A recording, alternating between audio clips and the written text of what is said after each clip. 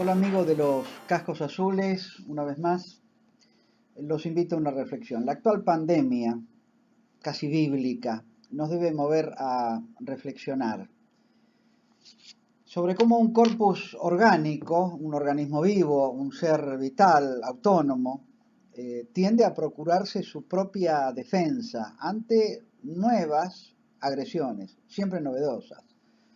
Ya no hablamos de la viruela, el sarampión, ya las conocemos y hemos sabido superarlas.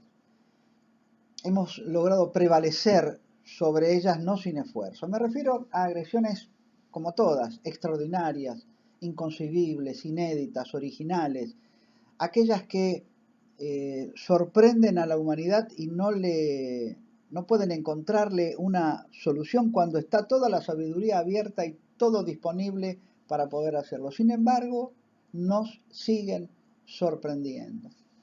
Indefectiblemente ese ataque proviene de un exterior a ese organismo vivo, sea una sociedad, un país, es algo externo. Y esta es la reflexión a la cual los invito a seguir.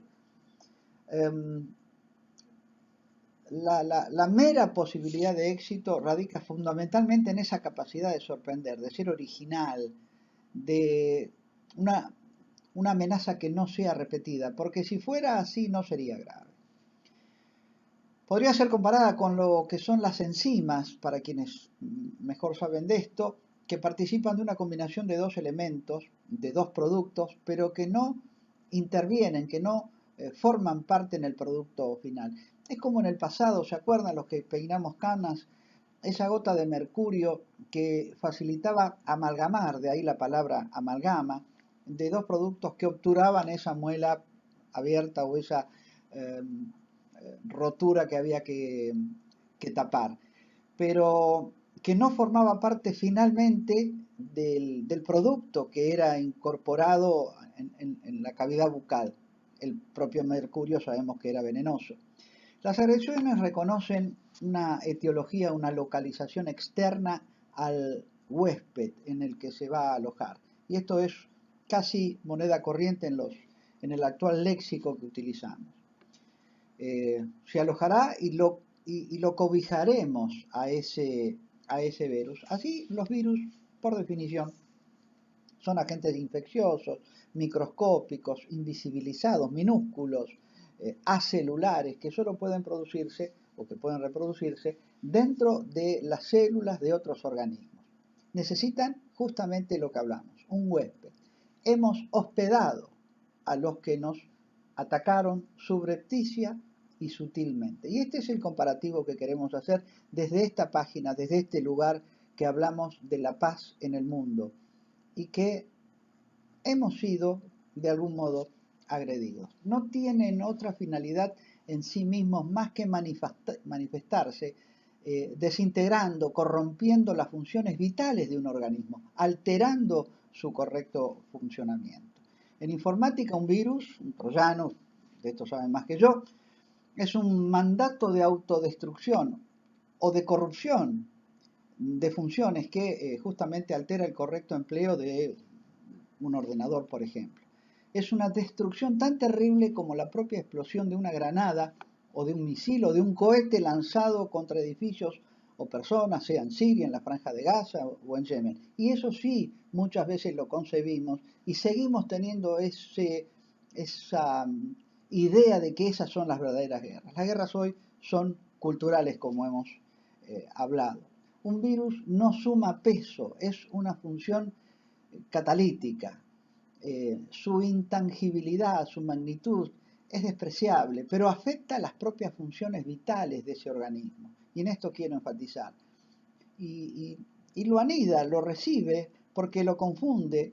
La propia organicidad que sostiene la vida así lo recibe. Ahora ese virus confunde a los mecanismos naturales de defensa, haciéndolos pasar por patógenos y en algunos casos provocando su propia automutilación.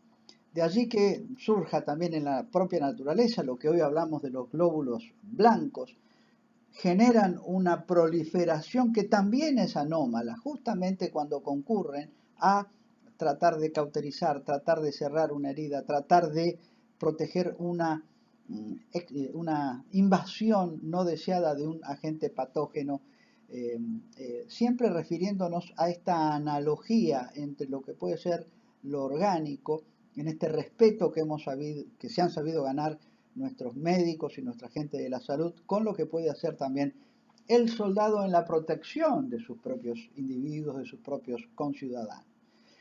De allí que debe ocultarse, tiene que mimetizarse, se esconde, vive en la casa lindera, no se manifiesta, pudo haber sido un vecino, de esto muchos lo saben los que vivieron en los 60, en los 70.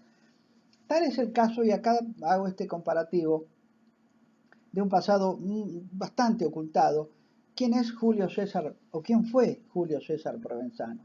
Bueno, Julio César Provenzano fue un miembro del Ejército Revolucionario del Pueblo, no del ejército natural, el que es orgánico del país, el ejército oficial, las Fuerzas Armadas que forman parte de la institucionalidad de cualquier Estado en el mundo, sino que era una agencia subestatal que pretendía competir con ese ejército oficial, al que a este muchacho le fue ordenado no hacer nada, no hacer nada. Él le tocó el servicio militar obligatorio en la Armada de la República Argentina hasta su último día. Ese último día fue el 30 de marzo de 1973. 30 de marzo de 1973. Y a las 11 horas, cuando estaban celebrando, festejando, preparándose para lo que era la baja, estos muchachos que habían cumplido con el deber de la patria impuesto por diputados, señores de traje y corbata, habían firmado un servicio militar obligatorio allá a principios del siglo pasado, y decían que todos los ciudadanos debían concurrir a hacer su servicio a la patria. Bueno, él había puesto una bomba en un baño, y ese era el mandato, y se había infiltrado, se había mimetizado, era un soldado más, era un camarada más, un compañero más del resto de sus amigos, de sus ya futuros ex compañeros de servicio militar,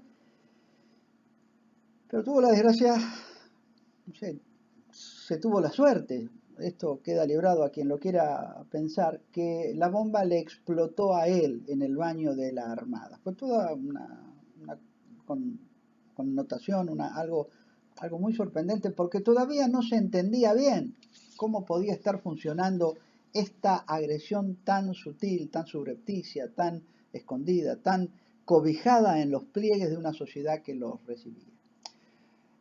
Bueno, esta confusión constituye la esencia de las respuestas que se han tratado de dar a lo largo de toda la historia. La primera condición para que una amenaza, una agresión sea exitosa es que sea sorprendente. Y de hecho, sin duda lo fue. Este joven confundido, mimetizado entre sus pares, de la universidad o de su vecindario, de su propia familia en muchos casos, reconvertido en un factor disociativo, disruptor de esa armonía vital que sustenta la propia vida en comunidad, esa violencia por la muerte que era como imprescindible imponerla, bueno, nos afectó y de algún modo creo que nos puede llegar a inspirar a entender que esto es lo que de algún modo nos está sucediendo en la actualidad. Para el programa de ahora, del sábado, del domingo, en esta situación de pandemia, en esta situación de estar enclaustrados con las dificultades que todo el mundo sabe, estamos presentando un programa que va a ser sin duda controversial, pero fundamentalmente testimonial. Desde la República Democrática del Congo, nuevamente nuestro argentino que le corresponde revisar los elementos que entran a la misión más grande que tiene Naciones Unidas, que nos llena de orgullo que sea él el que lo tiene que hacer, desde un lugar muy delicado, nos va a contar, bueno, qué son los médicos cubanos, qué es el ébola, cómo es vivir en un lugar tan alejado y tan lastimado en donde todavía en las guerrillas del 60 siguen asolando. Esto es proteger de algún modo la vida y la libertad de los habitantes, fuera de la patria o dentro de la patria, pero de algún modo haciéndolo. Lo vamos a tener también desde Chipre a Navarro, que está trabajando con el propio jefe de la Fuerza de Tarea, y vamos a disfrutar también de algunas opiniones de alguien que está en un lugar muy caliente, que es Levante, que es cerca de las alturas de Golán. Estamos esperando el relevo de ellos porque está demorado por las dificultades que todos conocen. Bueno, así que los esperamos. Acompáñennos. El like es fundamental. Síganos porque es muy difícil tratar de dar a conocer lo que hacen nuestros héroes contemporáneos, actuales. Si bien los estamos viendo casi diariamente en las calles, colaborando y ayudando y logrando, para mal de varios, un prestigio que ya posiciona al uniformado argentino en los primeros rankings de reconocimiento, de respeto y de justamente de afecto que por mucho tiempo la sociedad le había quitado, con justa razón en algún momento. Pero ya es hora de dar vuelta a la página, como dijo nuestro presidente. Los esperamos, no nos abandonen. Gracias a Dios, la Argentina tomó medidas en forma.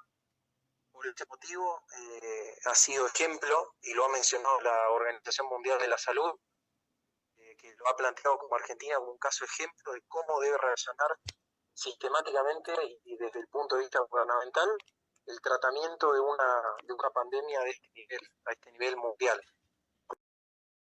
Los batallones de infantería de las Fuerzas Armadas protegen a sus lugares turísticos, en la Champs-Élysées en París, están en todos lados, en Italia protegiendo a sus monumentos. Así que bueno, solamente en Argentina esto genera una cuestión así, porque es el único lugar donde yo he visto así un destrato, una animosidad de ciertos grupos hacia las Fuerzas Armadas. Por supuesto que tienen sus intereses y buscan siempre ahondar esas diferencias. El contingente argentino, por así llamarlo, somos 3 observadores que estamos desplegados como observadores individuales.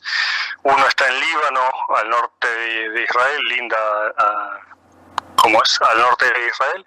Después somos 2 acá en Israel, 2 de la Armada, el que está en Líbano es de Ejército, que estamos en la zona norte de Israel, en Tiberias, como bien mencionabas. Y estamos en nuestra área de operaciones, son los Altos del Golán, el territorio ocupado por Israel, allá por la guerra de los 6 días y después durante Yom Kippur nuevamente, territorio ocupado que era previamente de Siria.